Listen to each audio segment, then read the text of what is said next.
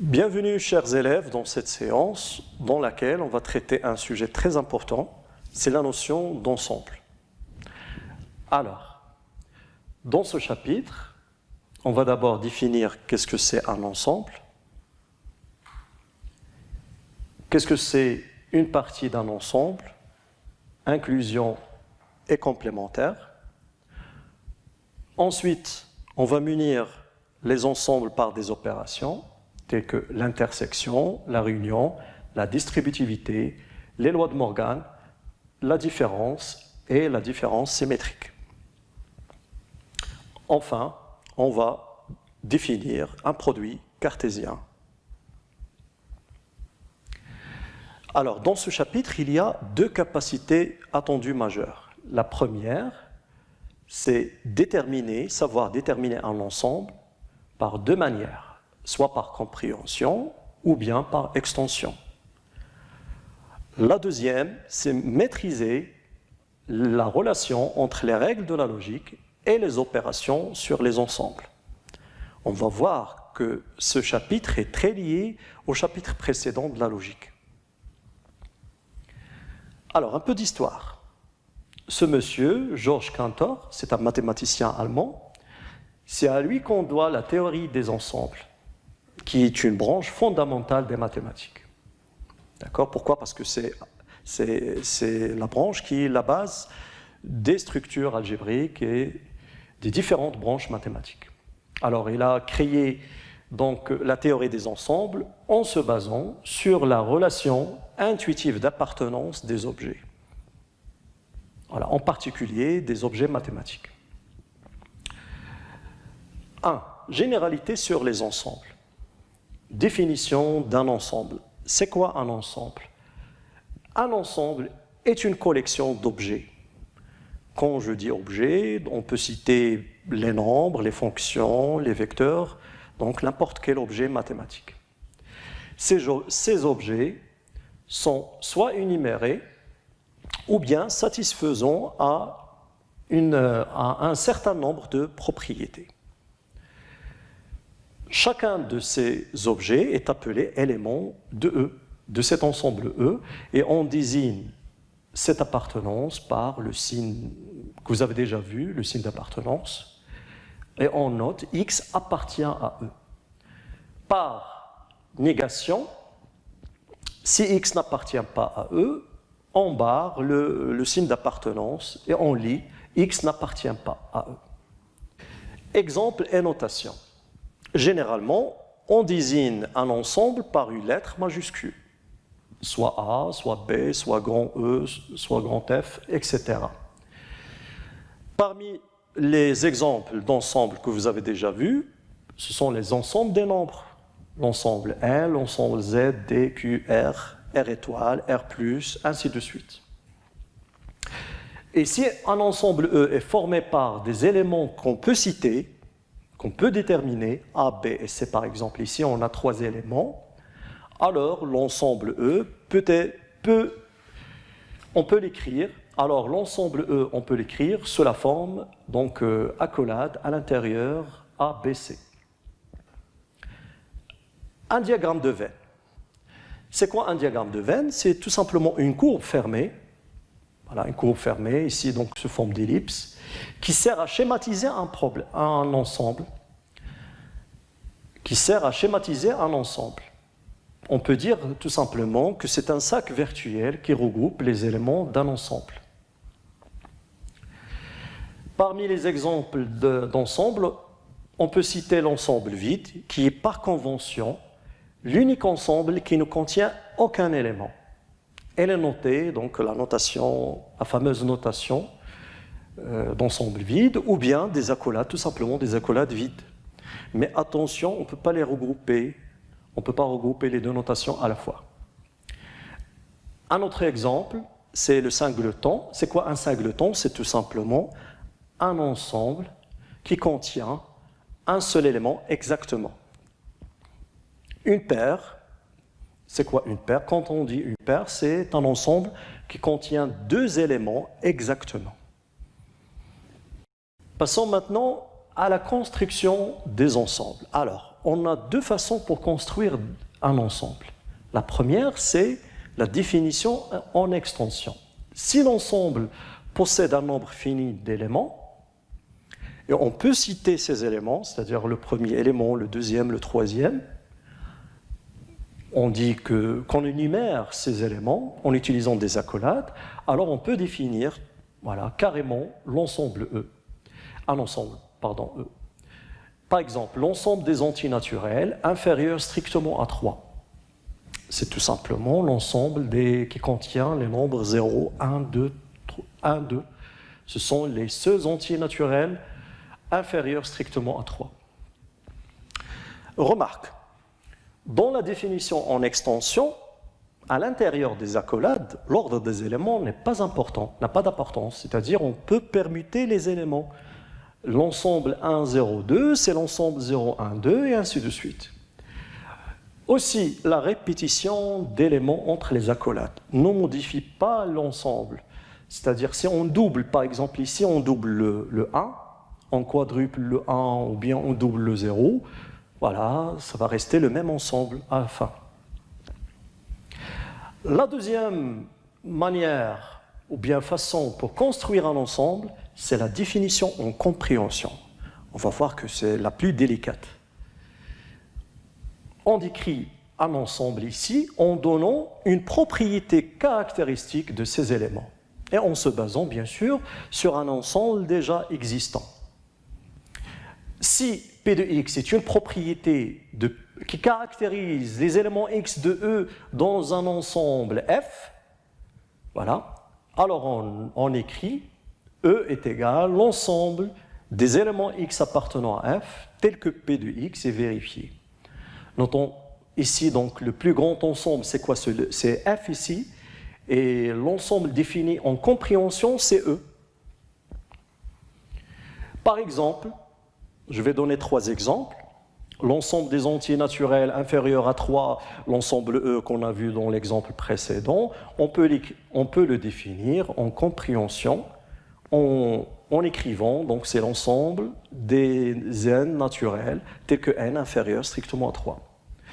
Les intervalles, on peut les définir aussi par compréhension. L'intervalle -1, 5 fermé borné, il est formé des éléments de R tels que ces éléments sont compris entre -1 et 5. Le troisième exemple, je vous donne cet exemple pour montrer que cette notion d'ensemble n'est pas limitée au nombre. On peut l'élargir aux d'autres branches, d'accord? À d'autres branches, pardon. Dans le plan, la médiatrice d'un segment AB, c'est quoi par définition?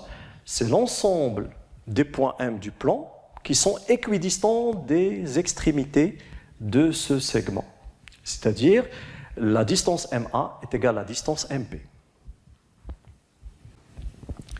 Deuxièmement, partie d'un ensemble, inclusion complémentaire.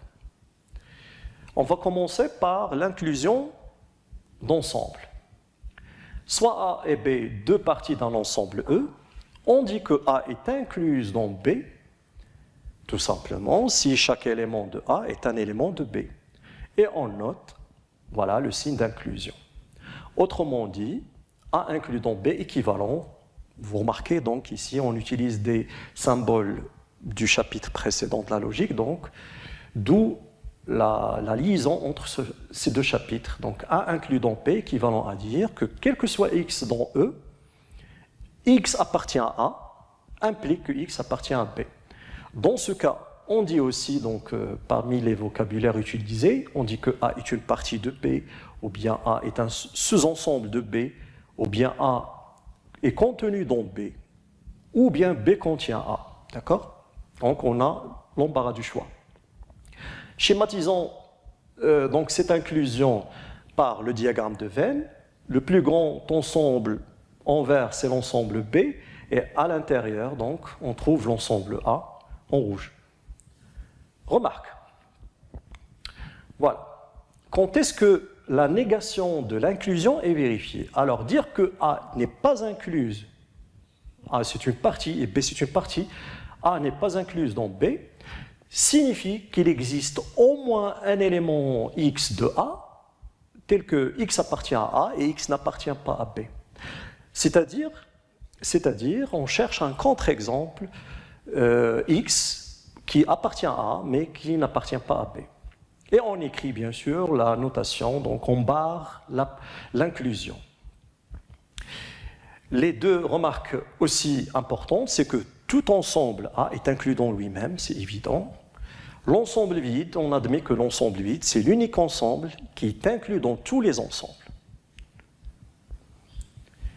Alors, par transitivité, si A est inclus dans B et B est inclus dans C, on peut conclure que le premier ensemble A est inclus dans le dernier ensemble C, et on peut écrire tout simplement A inclus dans B, inclus dans C, comme par exemple les ensembles des nombres. L'ensemble N est inclus dans Z, qui est inclus dans R.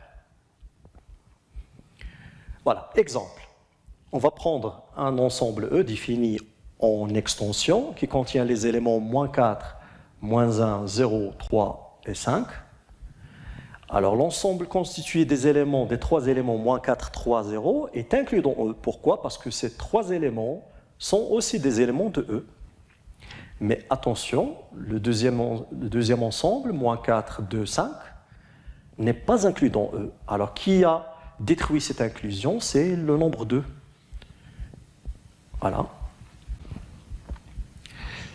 La notion d'inclusion va nous ramener à la notion d'égalité d'ensemble. On dit que deux ensembles A et B sont égaux lorsqu'ils ont les mêmes éléments. Et on écrit tout simplement A égale à B. Voilà. Mais pratiquement, pour prouver l'égalité de deux ensembles, on prouve la double inclusion, c'est-à-dire A inclus dans B et B inclus dans A. Ça va nous ramener aussi, voilà, à une équivalence logique. D'accord? Voilà, c'est-à-dire, pour prouver la double inclusion, on prouve la double implication X appartient à A et X appartient à B. Exemple. On considère le premier ensemble donc, des nombres réels tels que la valeur absolue de 1 moins x sur 2 est inférieure strictement à 1. Le deuxième ensemble, c'est l'intervalle ouvert 0,4. On veut prouver que ces deux ensembles sont égaux. Alors on va prendre un élément de A et on prouve que c'est équivalent à dire que x appartient au deuxième. Alors x appartenant à A, ça veut dire que x vérifie la propriété de A. C'est-à-dire la valeur absolue inférieure à 1, voilà, avec des opérations, des simples opérations. 1 moins x sur 2 va être compris entre -1 et 1.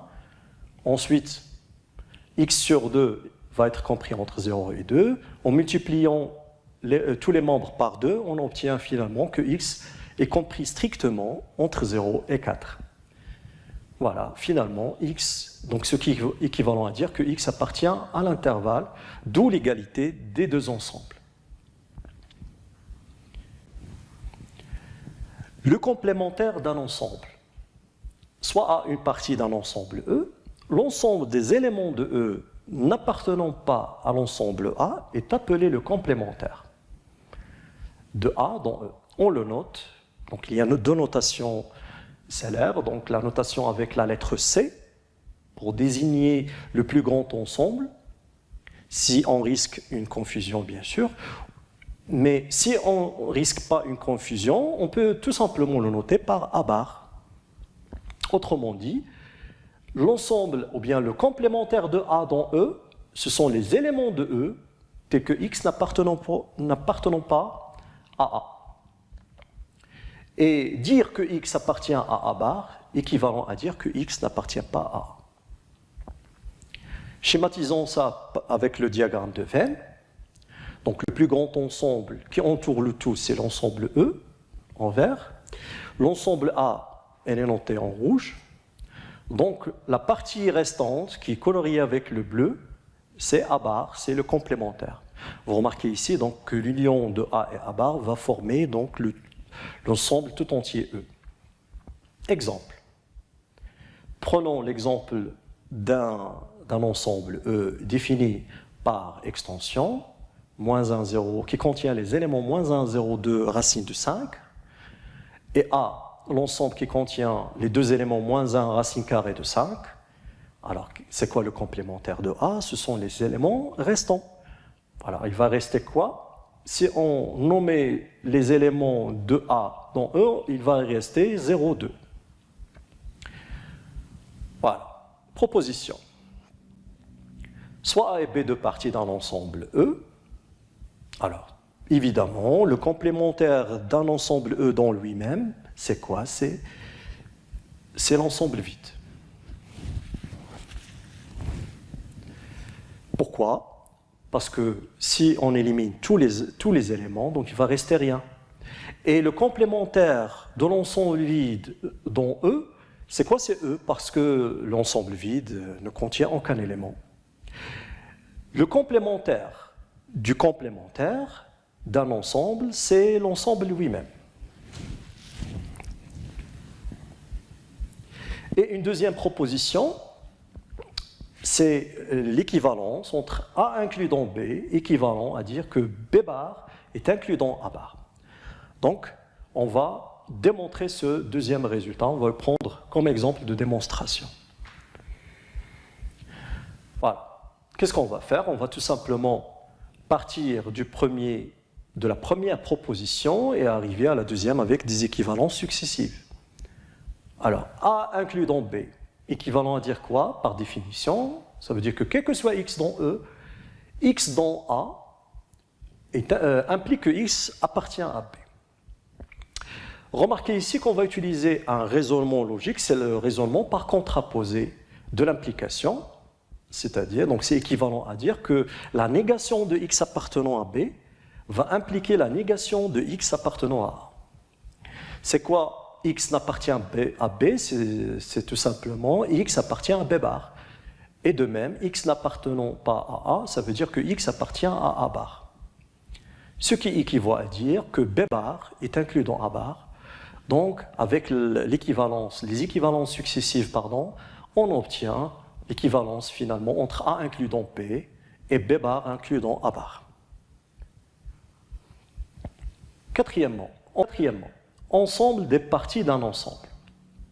Définition, soit E un ensemble, on appelle ensemble des parties de E et on note grand P de E. Bien sûr, on a pris l'initiale du mot partie. L'ensemble des sous-ensembles de E. Autrement dit, A inclus dans E, équivalent à dire que A appartient à P de E. D'accord? Donc ici, l'ensemble A va devenir lui-même un élément de P de E. Exemple. Si on prend un ensemble E défini par ces trois éléments, A, B, C, alors quelles sont les parties qu'on peut construire, les parties de E qu'on peut construire? Il y a d'abord, évidemment, les ensembles triviaux sont les deux ensembles, l'ensemble vide et l'ensemble E lui-même. Pourquoi? Parce qu'on sait déjà que l'ensemble vide est inclus dans tous les ensembles. Et E est inclus dans lui-même. D'accord? Ensuite, on peut former des singletons en prenant chaque élément isolé, donc le singleton A, le singleton B, le singleton C. Par la suite, on peut former des paires telles que AB, AC et BC. Enfin, on obtient, vous pouvez le compter, 8 parties. Remarque, voilà, on vient de dire ça, donc les éléments de P de E sont des ensembles. En particulier, l'ensemble vide et l'ensemble E sont des éléments. Vous remarquez ici, donc les ensembles vont devenir des éléments. D'accord? Et si E est un ensemble non vide, pourquoi? Pour avoir au moins un élément dans E.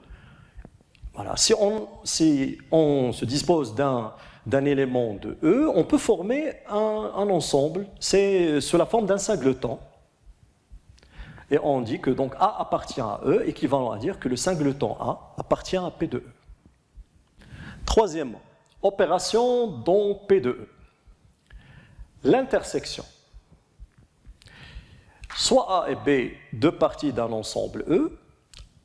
Par définition, l'intersection des ensembles A et B notés A inter B, donc la notation de l'intersection, Vous avez déjà vu cette notation pour les intervalles l'année dernière. Et l'ensemble, tout simplement, des éléments communs entre A et B. Mathématiquement, on écrit A inter B en compréhension en écrivant c'est l'ensemble des X appartenant à E tel que X appartient à A et souligné sous le mot et X appartient à B. Avec le diagramme de Venn, on peut schématiser cette intersection. Voilà, l'ensemble A, c'est l'ensemble en bleu, l'ensemble B en jaune. Bien sûr, leur intersection, c'est la partie verte, c'est A inter B. Alors, prenons l'exemple. Ici, A, c'est l'intervalle fermé borné moins de 4. Et B, c'est l'ensemble des entiers naturels non nuls, n étoiles. C'est quoi l'intersection des deux ensembles? Ce sont les éléments communs, c'est-à-dire les entiers naturels non nuls qui sont compris entre moins 2 et 4. Bien sûr, c'est 1, 2, 3 et 4. Vous marquez ici, donc, on a privé 0. Pourquoi? Parce que 0 n'appartient pas à B, à n étoiles. Voilà. On va finir cette section on va finir donc cette partie d'intersection par des propositions. Soit A, B, C, trois parties d'un ensemble E.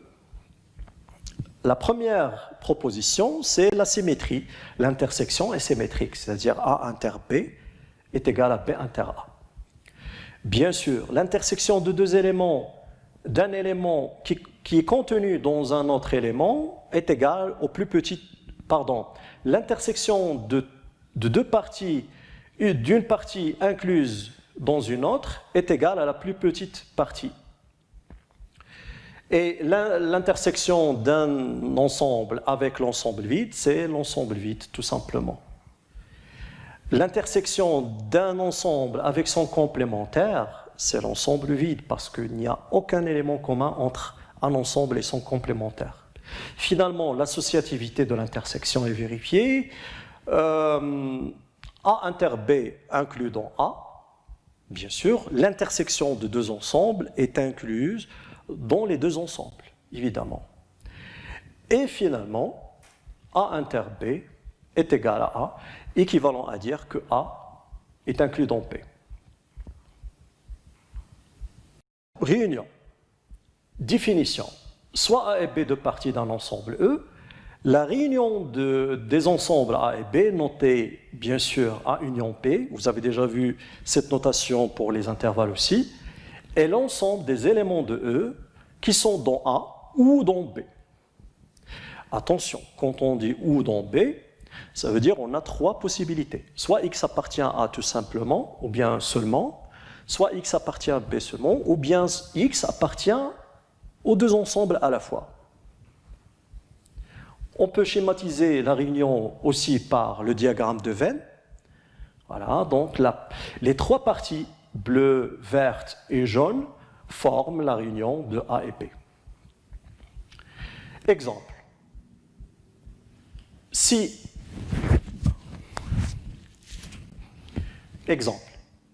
un ensemble A est égal à 1, 2, A, C, 5, et est formé par ces éléments, et l'ensemble B formé par ces quatre éléments, alors c'est quoi la réunion des deux? C'est le regroupement des éléments de A et B. Mais attention, il y a des éléments communs, tels que 1, par exemple, et C. Donc on ne va pas doubler les éléments, on va juste les noter une fois. Proposition. Soit A, B, C, trois parties d'un ensemble, on a alors les propriétés suivantes. Voilà, comme on a vu déjà avec l'intersection, donc la réunion vérifie la symétrie. Voilà. La réunion d'un ensemble avec son complémentaire va donner l'ensemble tout entier E, l'associativité, d'accord? Donc la réunion de l'ensemble A et E, c'est E tout simplement, c'est le plus grand ensemble ici. Et donc A est inclus dans la réunion de A et B, B est aussi inclus dans la réunion de A et B, et finalement A union B est égal à A, équivalent à dire que B est inclus dans A. Donc on s'arrête ici, on se verra dans la deuxième séance, Inch'Allah, pour terminer cette leçon. À bientôt.